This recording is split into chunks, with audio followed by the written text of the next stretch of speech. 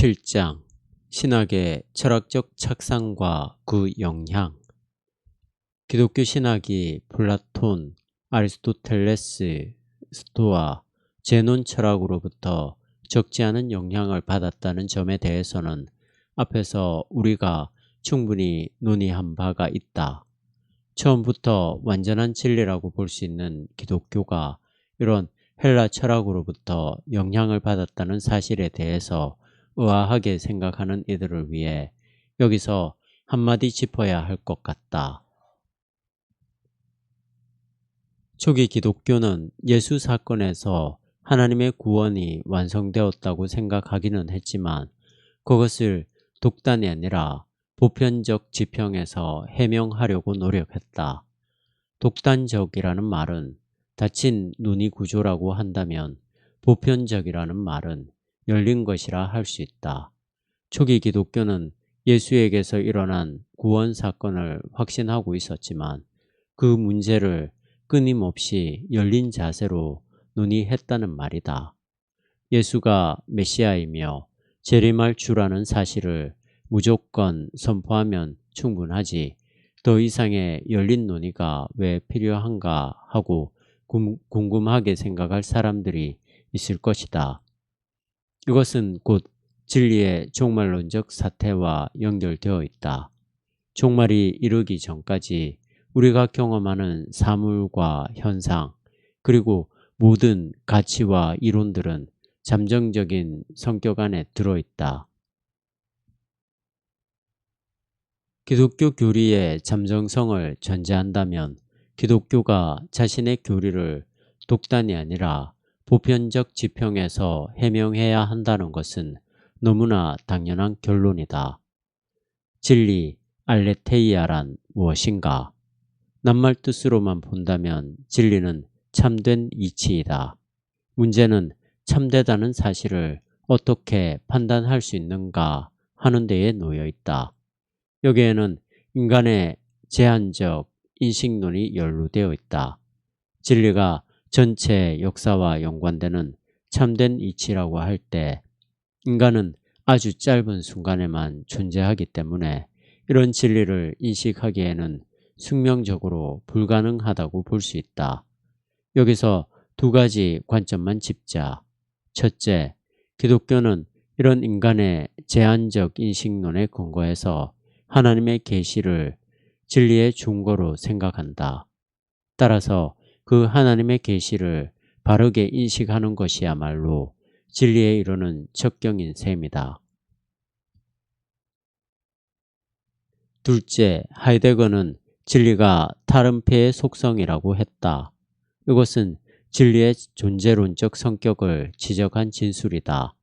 필자가 보기에 하이데거의 이런 진리 이해는 기독교의 계시 개념을 철학적으로 지향한 게 아닐까 한다.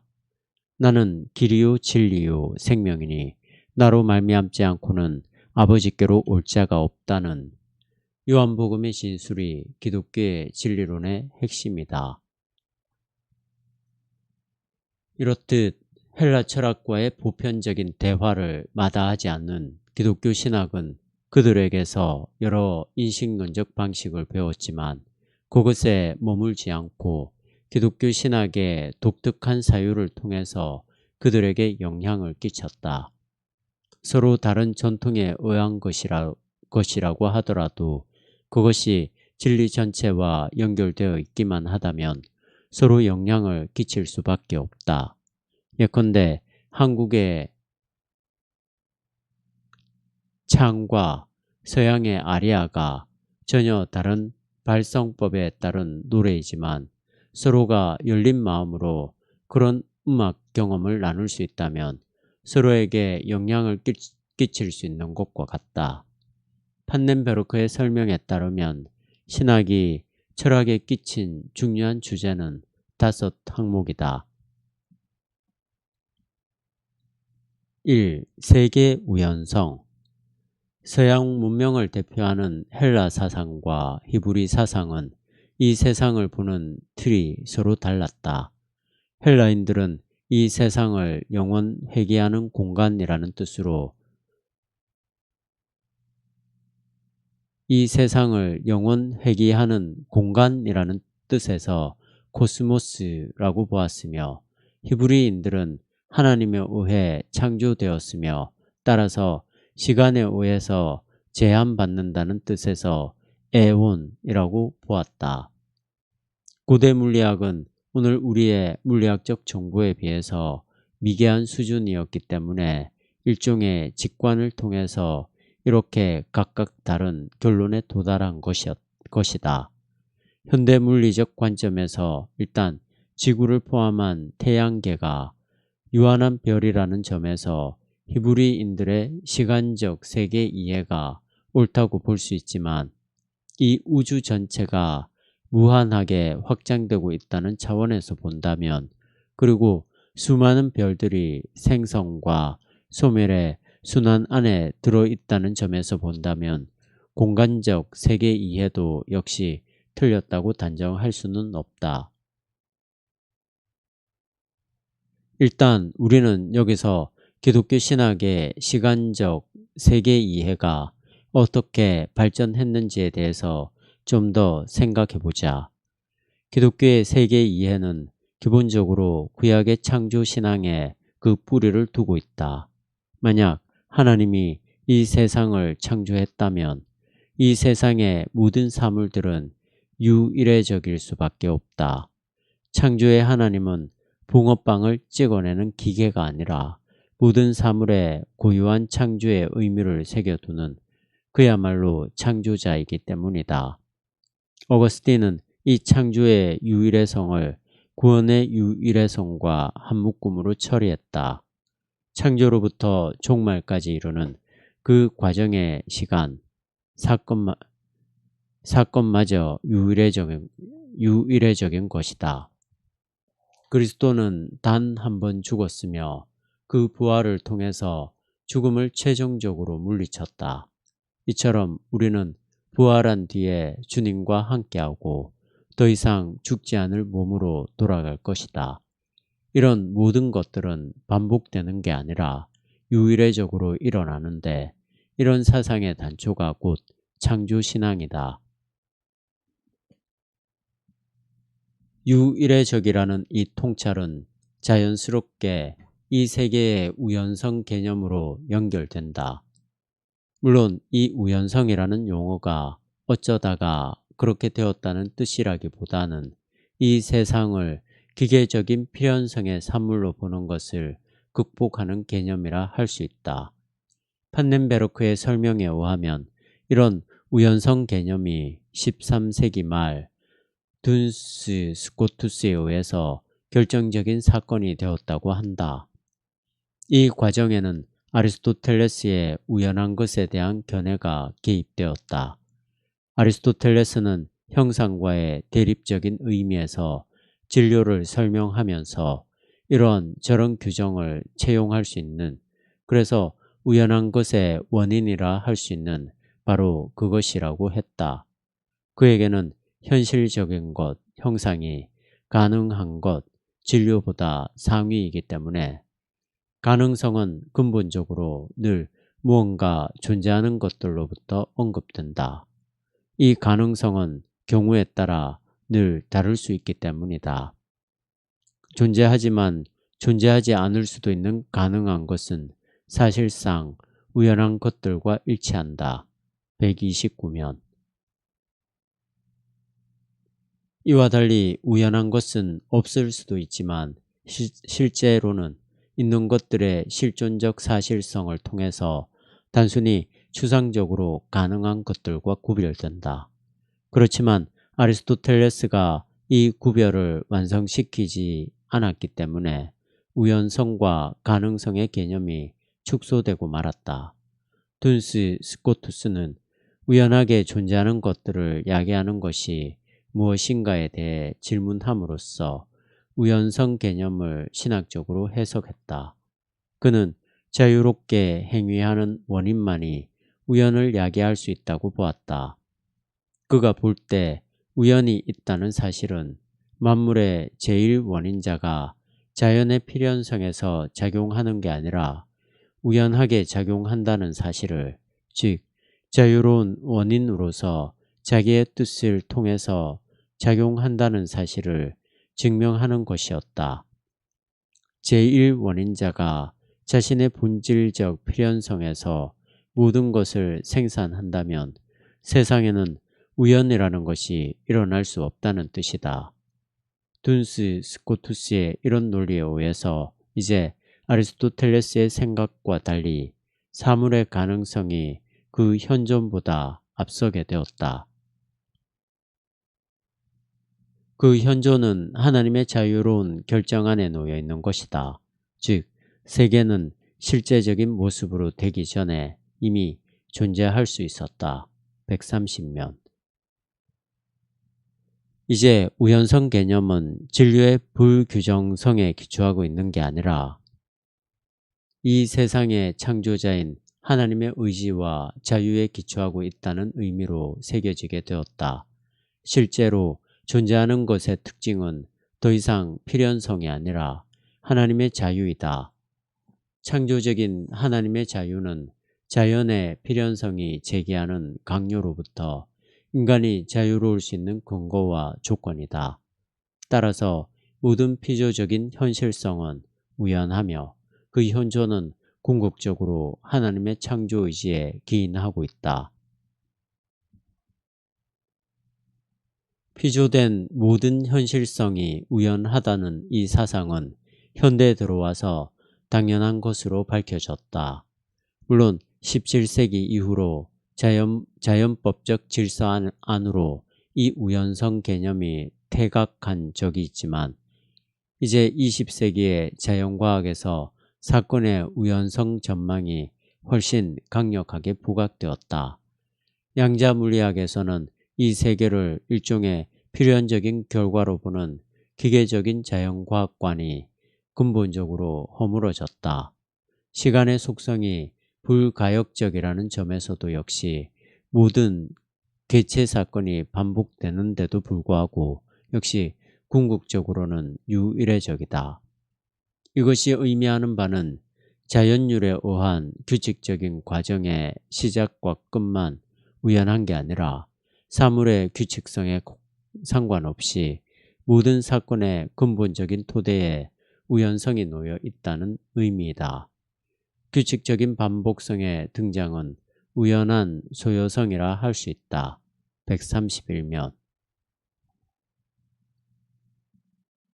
이런 물리학적 우연성 개념은 자연 질서의 신빙성이 하나님의 자유로운 배치에 기인한다는 성서의 진술 창세기 8장 22절 하나님의 자유로운 배치에 기인한다는 성서의 진술과 맥을 같이 한다.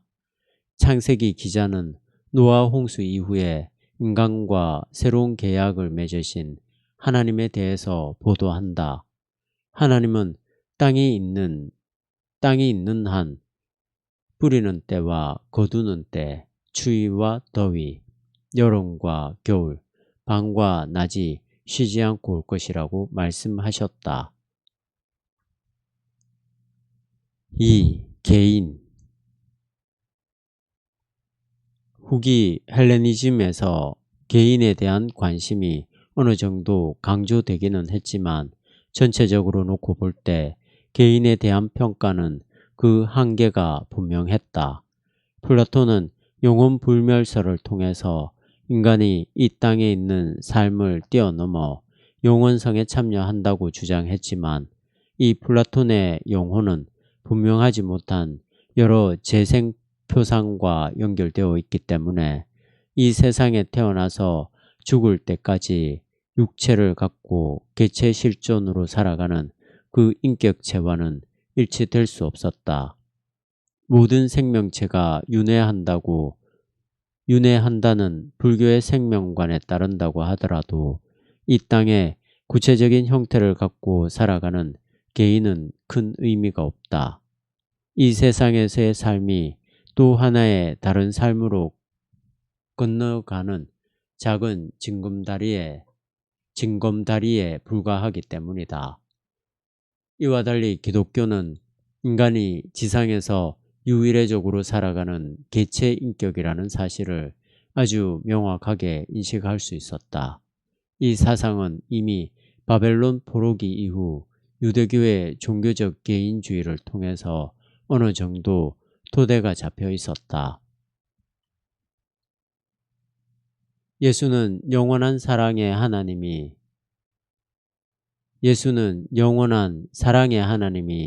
잃어버린 개별 인간을 찾아오시어 하나님과의 일치에서 제공되는 영원한 생명으로 구원한다고 선포했다. 누가복음 15장 4에서 32절. 이렇게 잃어버린 자를 찾아 나선다는 것은 구원에 대한 희망의 종말론적인 전망 안에서 이해되어야 한다. 이 구원은 살아계신 하나님과의 일치에서 주어지는 무상하지 않은 생명을 가리킨다. 마가복음 12장 26절 이하. 기독교의 구원 사실은 이 땅에서 유일적으로 살아가는 인간의 현존으로 하여금 영생에 참여할 수 있는 희망을 품게 한다.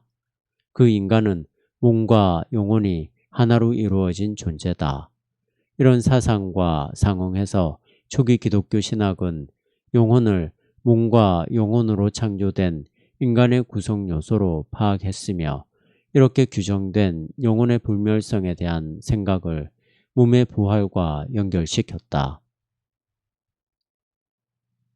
이제 영원성에 참여함으로써 영혼이 죽지 않는다는 플라톤적인 표상이 개인에게 적용된 것이다.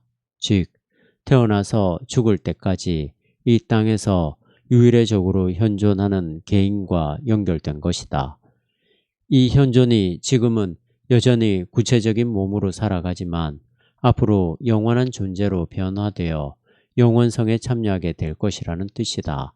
결국 기독교 신학에 의해서 개인으로 이 땅에서 살아가는 인간 현존에 영원한 의미가 부여된 것이다. 이러한 개체에 대한 강조는 하나님의 형상에 의해서 창조되었으며, 따라서 개체 생명은 신성 불가침이라는 구약 성서의 가르침과 맞물려 있다. 모든 개체 인간에게는 아무에게도 침해당할 수 없는 고유한 인격이 담보되어 있다. 이 인격은 무엇일까?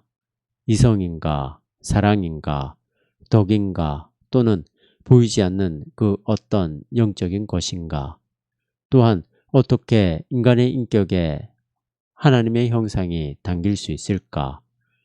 인간의 인격은 우리가 충분히 검토할 수 없을 만큼의 많은 논의가 담겨 있으며, 지금도 여전히 그런 논의는 끝나지 않은 상태라 할 수 있다.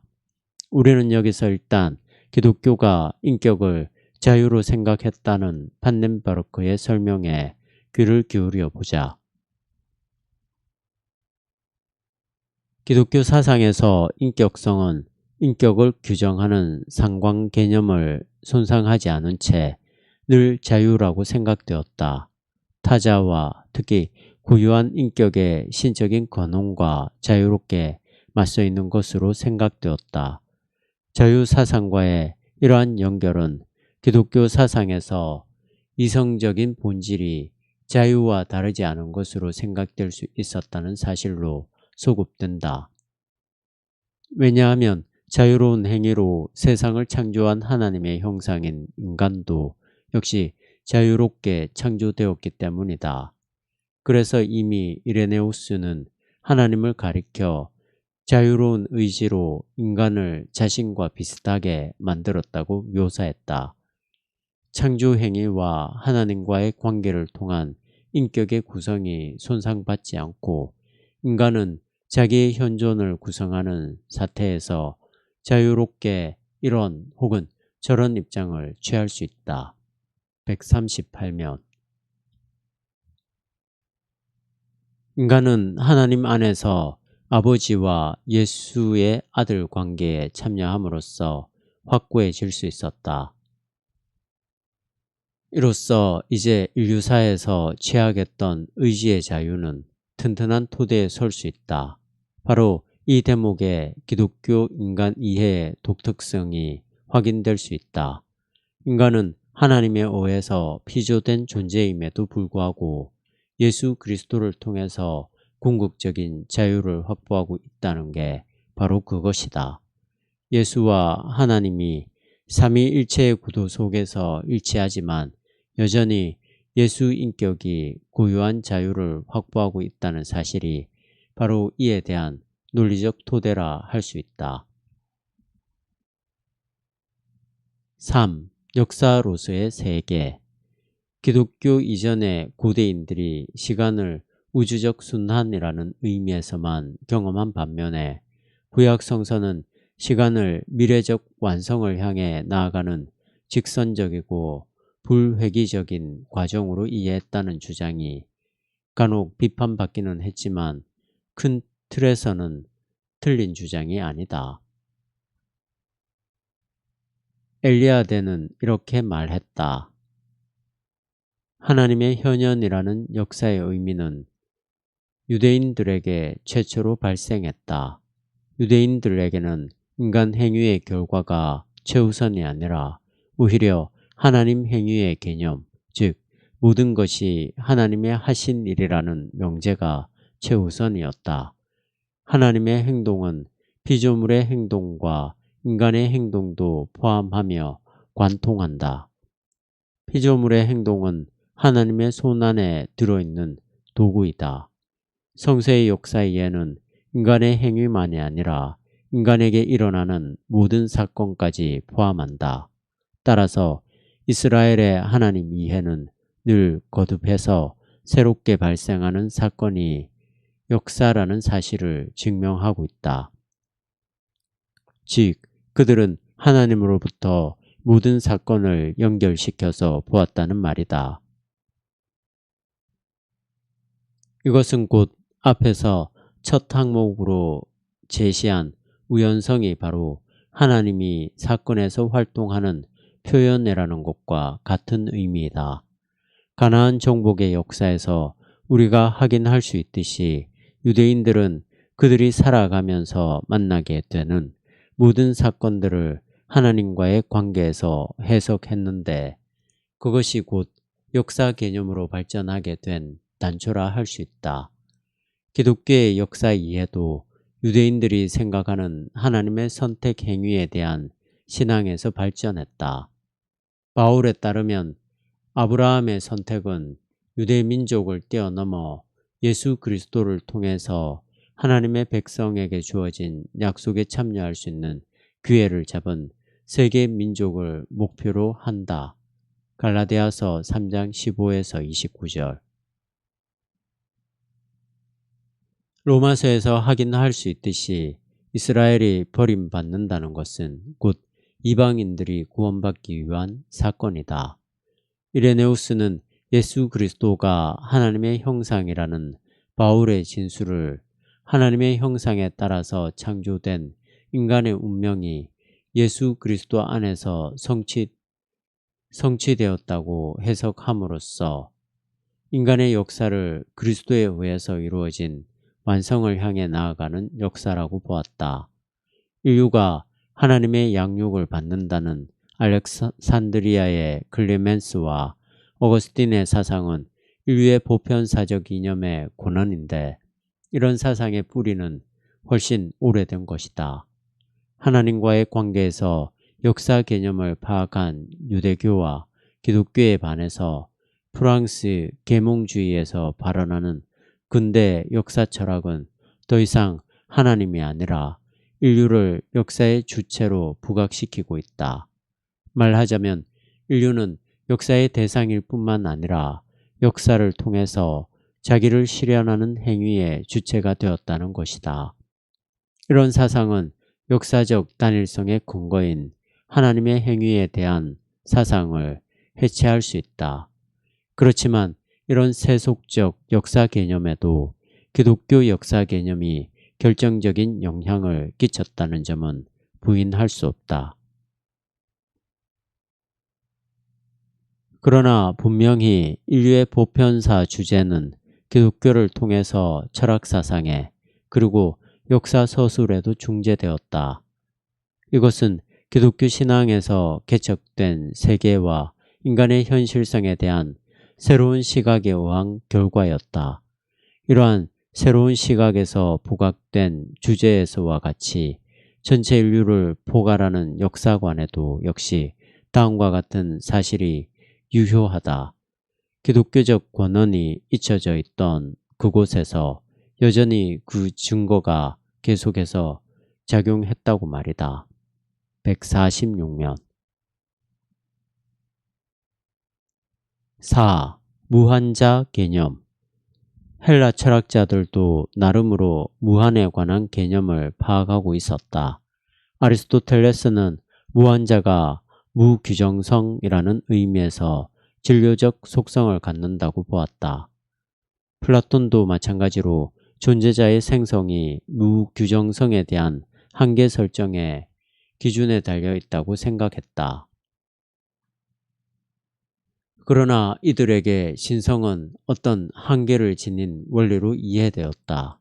이들의 복잡한 논의는 접어두고 판넨베르크가 이 대목에서 중요한 인물로 제시하고 있는 니사의 그레고리우스에 관한 진술을 따라가자. 니사의 그레고리우스는 신과의 관계 속에서 무한을 근본적으로 새롭게 변화시켰다. 신적인 본질의 무한성은 그레고리우스 때문에 기독교 신론의 기초가 되었다. 신적인 본질의 무한성은 우리 인간의 인식이 하나님을 인식함으로써 완료될 수 없다는 사실의 토대이며 또한 하나님의 본질이 우리에게 파악될 수 없다는 사실의 토대가 된다. 그레고리우스는 이 개념을 그 무엇보다도 하나님은 제1원인으로서 원인 없이 존재하지만 아버지에 의해서 증명된, 즉 아버지에 의해서 야기된 아들은 완전한 의미에서 하나님과 동일한 신적인 본질일 수 없다는 아리우스의 주장을 배격하는 논리로 사용했다. 하나님의 무한성은 하나님의 본질을 파악할 수 없다는 사실에 기초일 뿐만 아니라 이제부터 하나님의 한정없는 완전성과 유일무이성의 특징을 드러낸다. 왜냐하면 실제로 하나의 무한자보다 큰 것이 있을 수 없기 때문이다. 판넨베르크의 설명에 따르면 근대 초기에 하나님의 무한성 개념은 세 개로 전가되었다. 게오르그 칸토의 집합론을 통해서 실제적인 무한한 것 혹은 무한 개념이 수학적으로 도입되었다. 다른 한편으로 하나님을 유일하게 무한하다고 보는 사상은 데카르트를 통해서 철학적 신학의 토대가 놓인 이후 철학적 논의의 대상이 되었다. 특히 헤겔이 참으로 무한한 것에 대한 개념을 설명함으로써 이런 발전이 이루어지게 되었는데 헤겔이 말하는 무한자는 그 앞에 아무런 대립도 찾아볼 수 없는, 따라서 유한한 것과 대립해 있는 그 존재를 말한다. 우리가 무한이라는 용어를 단순하게 이해하는 것은 그렇게 어렵지 않지만 실제로 무한 개념을 우리의 인식에 담기는 간단하지 않다.